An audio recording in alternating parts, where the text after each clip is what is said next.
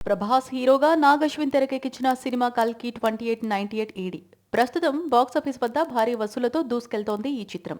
ఇందులో ప్రముఖ దర్శకులు రాజమౌళి, రామ్ గోపాల్ వర్మ అతిథి పాత్రలు పోషించి ప్రేక్షకులను అలరించారు.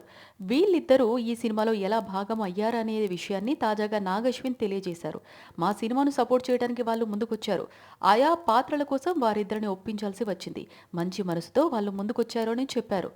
ఈ సినిమాలో ముఖ్య పాత్రలు పోషించిన ప్రభాస్, అమితాబ్ బచ్చన్, దీపికా పదుకోన్, కమల్ హాసన్ కు ఎంతో మంది ఫ్యాన్స్ ఉన్నారు. పాత్రలన్నింటికీ ప్రాధాన్యం ఉండేలా చూశాం. మహాభారతంలో ఎంతో కీలకమైన అశ్వత్థామ పాత్రకు అమితాబ్ ను తప్ప మరొకరిని ఊహించుకోలేదు. దేశంలోని పెద్ద స్టార్స్ లలో ఆయన ఒకరు. ఆయన మాత్రమే ఈ పాత్రను మరింత శక్తివంతంగా చేయగలరు అనిపించింది. అమితాబ్, ప్రభాస్ల మధ్య పోరాట సన్నివేశాలు తీయాలనేది నా కల.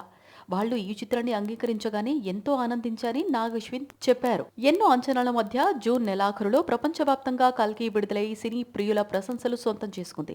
ఇప్పటి వరకు ఈ సినిమా 1100 కోట్లకు పైగా వసూలను సాధించింది. ఇతిహాసాలతో కూడిన ఈ సైన్స్ ఫిక్షన్ మూవీ ప్రేక్షకులకు కొత్త అనుభూతిని పంచింది. అమితాబ్, కమల్ లాంటి నటుల కీలక పాత్రలు, విజయ్ దేవరకొండ, దుల్కర్ సల్మాన్ లాంటి యంగ్ హీరోల అతిథి పాత్రలు విశేషంగా ఆకట్టుకున్నాయి. ఇందులో బౌంటీ ఫైటర్గా రాజమౌళి కనిపించగా, చింటూ అనే ఫుడ్ వెండర్గా రామ్ గోపాల్ వర్మ అలరించారు.